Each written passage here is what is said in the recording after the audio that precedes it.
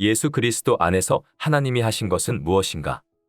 이 칼럼은 월드뷰 2022년 1월 호에 실린 칼럼으로 합동신학대학원 대학교 조직신학 교수인 이승구 교수가 쓴 칼럼입니다. 12월 25일이 예수님께서 태어나신 날은 아니다. 그날은 그저 우리 주 예수 그리스도께서 우리가 사는 이 시간과 공간 안으로 실제로 들어오셔서 모든 활동을 하신 것을 기념하는 날이다. 성자께서 이 땅에 오신 그 역사적 사건을 생각하게 하도록 로마 시대의 교회 때부터 한 날을 정해서 그리스도의 오심을 생각하고 기념해왔다. 종교개혁 시대의 역사적 근거가 없다는 이유에서 특별히 이날을 지키지 않고 매 주일을 성탄과 부활의 의미를 생각하면서 지키도록 한 일이 있었다. 이것도 매우 좋은 태도의 하나이다. 우리는 매 주일을 성탄과 부활의 의미로 가득 채워서 감사하며 삼위일체 하나님께 경배해야 한다. 그리고 그렇게 경배한 사람들답게 한 주일을 하나님의 백성으로 살다가 다시 주일에 함께 모여서 성탄과 부활의 의미로 가득한 주일 예배를 드리며 평생을 살아야 한다. 그렇다고 오늘날 모든 사람이 예수님과 연관된 날로 생각하는 12월 25일을 구태여 없애는 운동을 할 필요는 없다. 이날을 공휴일로 지정하지 않아 다른 날과 같이 계속해서 일하는 일본이나 북한 같은 나라와 같이 된다면 무엇이 좋겠는가? 믿지 않는 분들도 예수님을 생각하는 12월 25일을 통해 영원하신 성자께서 인간성을 취하셔서 이 세상에 오신 의미를 잘 설명하고 복음을 전하는 계기로 삼는 것이 좋을 것이다. 베트남에서 성탄절을 보내면서 이런 생각을 더하게 된 적이 있다. 또한 그와 관련해서 예수님께서 이 땅에서 하신 사역 전체를 생각하며 과연 예수 그리스도 안에서 하나님께서 하신 것은 무엇인가를 묻는 것도 매우 좋은 일이다. 기독교 신앙 고백서의 하나인 벨직 신앙 고백서에서는 성경 전체로부터 우리가 믿는 하나님이 가장 자비로우시면서 또한 가장 공의로우시다는 것을 배운 것을 전제로 예수님께서 인간성을 취하셔서 이 세상에 오신 것의 의미를 물은 적이 있다.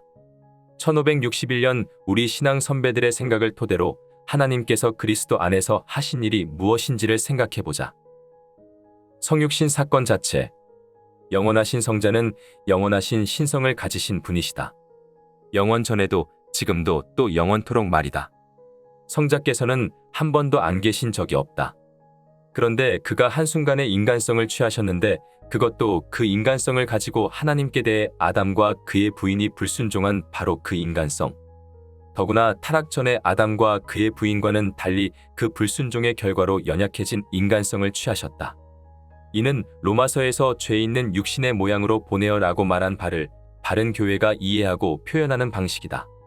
이는 예수님께 죄가 있다는 말이 결코 아니고 인간의 타락과 죄 때문에 연약해진 인간성을 성자께서 취하셨다라는 말이다.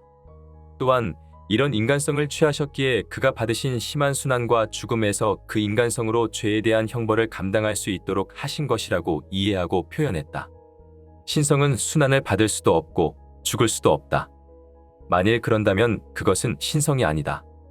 영원한 신성을 가지신 성자께서 인간성을 취하신 이 놀라운 신비가 여기에 잘 나타난다. 또한 여기서 인간성을 취하신 성육신과 그의 생애 전체, 특히 십자가의 죽으심과의 관계성이 잘 표현된다. 성육신이 없으면 그의 삶도 없고 성육신이 없으면 예수님의 죽음도 없고 따라서 구속도 없는 것이다. 성육신 사건, 즉 성자께서 인간성을 취하신 사건을 그리스도의 생애 전체와 십자가 사건과 연결시켜 이해해야 한다.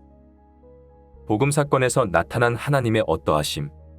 이 성육신 사건과 그 결과로 있게 된 그리스도의 삶과 죽음으로 있게 된 복음 사건에서 하나님께서는 과연 무엇을 하셨는가? 첫째로 성부께서는 성육신하신 성자에 대해서 정의를 시행하시고 그것을 잘 드러내어 주셨다. 성육신하신 성자를 죄 있다고 정죄하셨는데 사실 그 정죄는 우리가 받아야만 하는 정죄였다. 우리의 심각한 죄에 대해서 성육신하신 성자께서 정죄받으신 것이다. 그리고 죄책 있고 정죄받아 마땅한 우리에게 하나님의 선하심과 자비를 쏟아부어 주셨다. 이것이 복음 사건의 두 측면이고 복음의 본질이다. 이 두 측면을 하나로 합하여 표현하자면 성부께서 성자를 우리에게 주셨다. 특히 우리를 위해 그리고 우리의 자리에서 정죄받아 죽도록 우리에게 주셨다. 하나님의 가장 온전한 사랑으로 그리하신 것이다. 그리고 이렇게 죽으신 예수님을 우리의 칭의를 위해 다시 살아나게 하셔서 우리가 불멸성과 영생을 얻도록 하셨다. 이것이 복음이다. 이처럼 복음 사건, 그리스도 안에서 하나님께서 우리에게 공의와 자비를 드러내어 주셨다.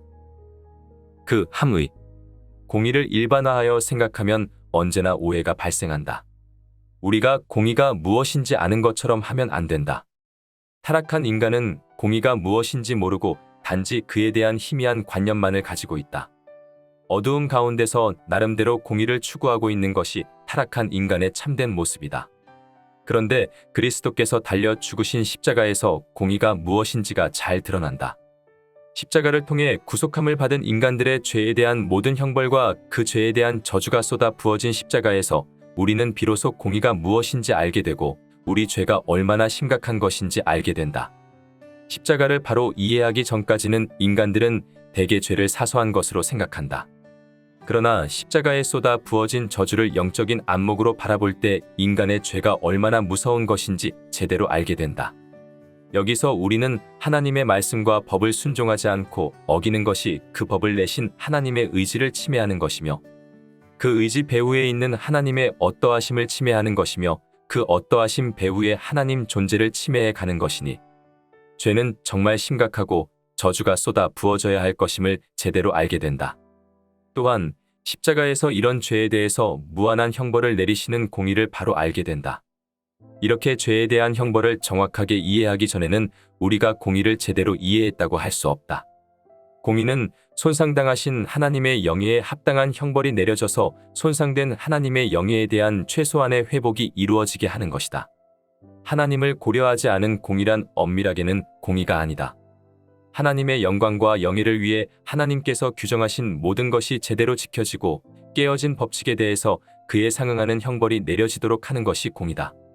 하나님의 의도가 잘 지켜지는 것이 공의의 시행이며 사람과 사람 사이의 제대로 된 관계에 대해서 하나님께서 의도하신 모든 것이 그대로 지켜져서 하나님께서 창조하신 의도가 잘 드러나도록 하는 것이 공의가 드러나는 것이다. 그 모든 관계와 관계에 대한 하나님의 의도와 규정을 깨는 것이 공의를 손상시키는 것이며 이 모든 손상은 그에 상응하는 형벌을 요구한다. 죄에 대한 형벌은 하나님 공의의 요구이다. 이와 동시에 십자가는 하나님의 자비를 드러내어 보여준다. 우리가 받아야 할 벌을 하나님의 아드님께서 받으셨다는 것, 그가 우리의 자리에서 우리가 마땅히 받아야 할 형벌을 다 받으셨다는 것에서 우리는 하나님의 자비와 가장 큰 사랑을 발견한다. 이것에 대해서 로마서에서 사도 바울은 이렇게 말한다. 우리가 아직 연약할 때에 기약대로 그리스도께서 경건하지 않은 자를 위하여 죽으셨도다. 의인을 위하여 죽는 자가 쉽지 않고 선인을 위하여 용감히 죽는 자가 혹 있거니와 우리가 아직 죄인 되었을 때에 그리스도께서 우리를 위하여 죽으심으로 하나님께서 우리에 대한 자기의 사랑을 확증하셨느니라. 이처럼 십자가에서 하나님의 사랑과 자비가 나타난 것이다. 우리가 연약할 때라는 말은 후에 드러나듯이 그저 연약할 때를 뜻하는 것이 아니라 우리가 죄인이 되고 죄로 가득 차 있고 경건하지 않은 때를 지칭하는 말이다. 그렇게 불경건한 우리를 위하여 그리고 우리를 대신해서 그리스도께서 우리의 죄에 대한 형벌을 받아 죽으심으로 우리의 죄 문제를 해결하고 구속을 이루셨다. 그리고 이 과정에서 하나님의 사랑이 가장 잘 드러났다. 그러므로 십자가는 하나님의 공의와 하나님의 자비가 모두 나타난 곳이다. 모든 진정한 그리스도인들은 십자가를 그렇게 이해했다.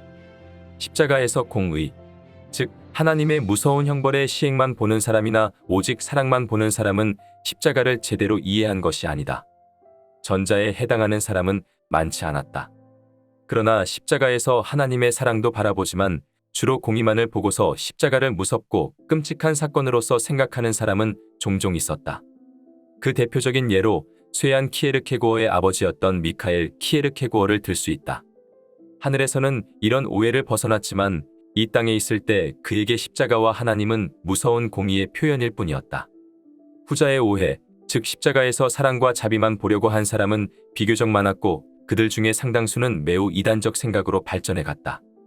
중세의 십자가에서 죄 문제에 대한 객관적 구속의 의미를 배제하고 그저 하나님 사랑의 표현으로만 보면서 도덕 가마서를 제시한 아벨라드나 후대 자유주의적 이해를 전개한 호레이스 부시넬 같은 미국의 회중교회 목사나 헤스팅스 레시달 같은 영국 성공의 사제여 옥스퍼드의 교수 같은 분은 참으로 십자가에서 하나님의 자비와 사랑만을 보려고 했다. 그러므로 십자가에서 하나님의 공의와 사랑을 동시에 보고 배우는 것이 참된 기독교다. 그 하나만을 찾는 것은 참된 기독교를 추구하는 것이 아니다. 우리는 오직 십자가에서 공의를 보고 사랑을 보아야 한다. 그리고 여기서 공의가 무엇인지 배우고 사랑이 무엇인지를 배워야 한다. 하나님께서 성육신과 십자가에서 공의와 사랑 모두를 드러내셨기 때문이다.